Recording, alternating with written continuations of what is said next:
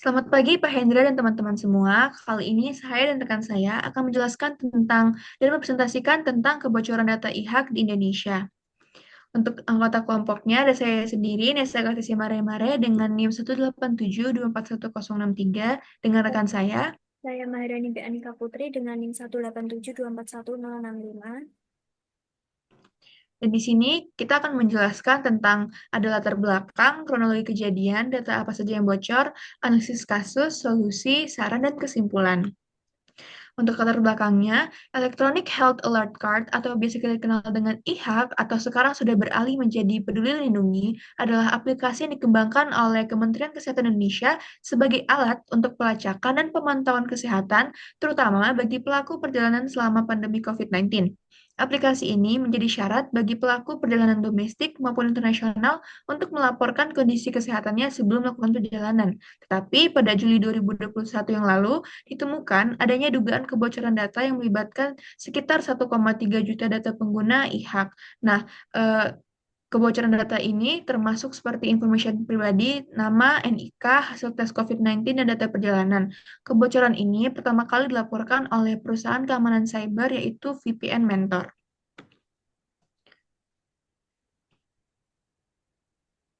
Lalu next, kronologi kejadian kebocoran data IHAK menunjukkan bagaimana masalah ini berkembang dari temuan awal hingga respon pemerintah. Untuk penjelasannya, yang pertama ada temuan oleh VPN Mentor pada bulan Juli 2021, yaitu peneliti keamanan dari VPN Mentor menemukan celah keamanan pada sistem IHAK yang menunjukkan kemungkinan akses tanpa autentikasi ke database pengguna pada tanggal 15 Juli 2021. Mereka mencoba menghubungi Kemenkes untuk melaporkan temuan ini pada tanggal 21 Juli 2021. Untuk yang kedua, upaya pelaporan pada bulan Juli sampai Agustus 2021. Setelah menemukan celah keamanan, VPN Mentor mencoba menghubungi berbagai instansi, termasuk Kemenkes dan juga Badan Cyber dan Sandi Negara. Di sini respon dari pihak berwenang dianggap lambat dalam menangani laporan ini. Tidak ada tindakan segera untuk mengamankan sistem atau memberi informasi kepada publik mengenai potensi kebocoran data. Nah, akibatnya semakin lama data tidak diamankan, semakin besar kemungkinan data disalahgunakan oleh peretas atau pihak yang tidak bertanggung jawab. Untuk yang ketiga, ada publikasi temuan pada akhir Agustus 2021. Karena tidak mendapatkan tanggapan yang memadai dari pihak berwenang, VPN Mentor akhirnya mempublikasi temuan mereka secara terbuka. Mereka mengungkap bahwa sekitar 1,3 juta data pengguna IHAK telah terekspos. Detail teknis mengenai celah keamanan dijelaskan agar pihak terkait segera mengambil tindakan perbaikan. Dan di sini terdapat dampaknya berita kebocoran data IHAK menyebar luas dan menjadi sorotan media nasional serta internasional.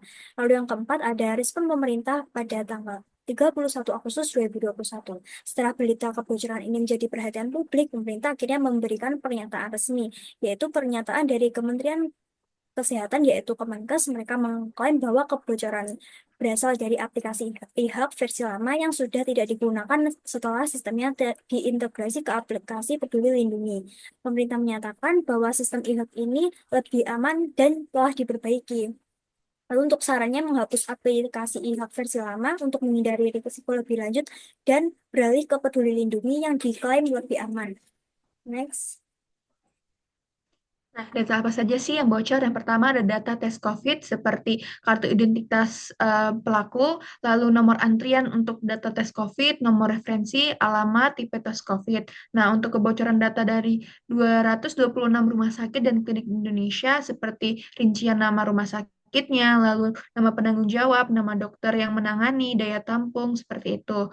Next, untuk identitas pengguna penerbangan domestik seperti nomor paspornya, lalu foto profil di akun IHAK-nya, detail hotel, dan detail akun IHAK.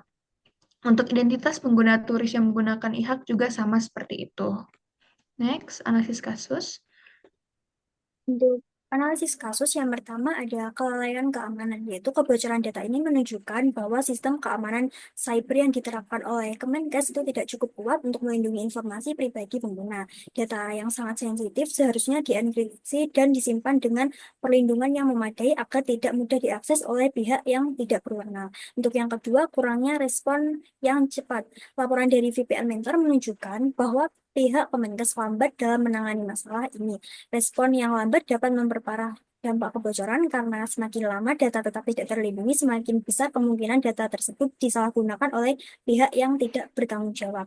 Untuk yang ketiga adalah transisi ke Peduli Lindungi. Pemerintah menyatakan bahwa aplikasi e-hak lama telah dihentikan dan digantikan oleh Peduli Lindungi. Namun tidak ada informasi yang jelas mengenai bagaimana mereka mengatasi dampak dari kebocoran data yang sudah terjadi tanpa langkah mitigasi yang jelas. Untuk yang keempat, ada potensi penyalahgunaan data, yaitu kebocoran data pribadi dapat menyebabkan berbagai ancaman, termasuk penipuan, pencurian identitas, dan juga kejahatan cyber lainnya. Informasi yang bocor bisa dimanfaatkan oleh peretas atau penipu untuk melakukan serangan phishing, membuat akun palsu, atau bahkan menjual data tersebut di pasar gelap. Tanpa langkah pengamanan data yang tepat, pengguna yang terdampak bisa menjadi korban kejahatan digital. Next. Untuk solusi, kasus kebocoran data IHAK ini menunjukkan adanya kelemahan dalam sistem keamanan data di sektor kesehatan. Adapun untuk mengatasi dan mencegah kejadian tersebut di masa depan, ada beberapa solusi yang bisa kita tawarkan.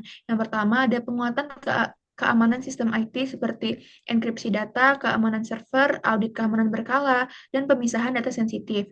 Yang kedua, ada perbaikan regulasi dan tata kelola data, seperti penerapan UU Perlindungan Data Pribadi, lalu dan pengawasan oleh lembaga independen. Untuk yang ketiga, ada penggunaan teknologi yang lebih aman, seperti penerapan Zero Trust Security, autentikasi ganda, dan blockchain untuk keamanan data. Selanjutnya, Selanjutnya saran. Ya, yang cara melindungi data pribadi dari kebocoran. Yang pertama, pengguna diharapkan perlu paham jenis-jenis data pribadi dan relevansinya dari data tersebut. Lalu mencermati jenis produk jasa dan layanan penyedia hingga memeriksa ketentuan kebijakan privasi.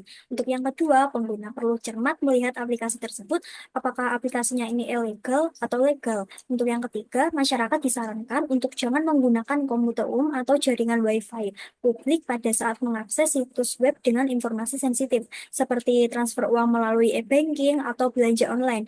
Dan ingat untuk selalu logout atau keluar dari situs web. Untuk yang keempat, langkah lain untuk menghindari penyalahgunaan data adalah dengan tidak memberikan izin pada perangkat sebagai pengingat detail login, lalu menghapus titik akses WiFi dalam pengaturan jaringan perangkat seluler setelah menggunakan hotspot WiFi publik.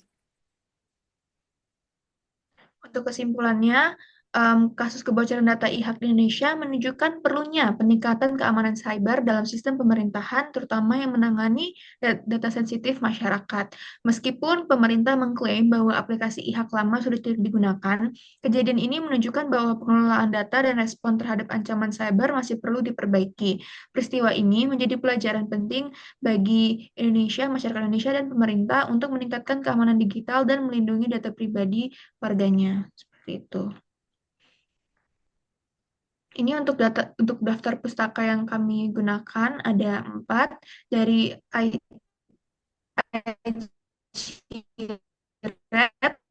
ada dari Indonesia. Sekian dari kami, terima kasih.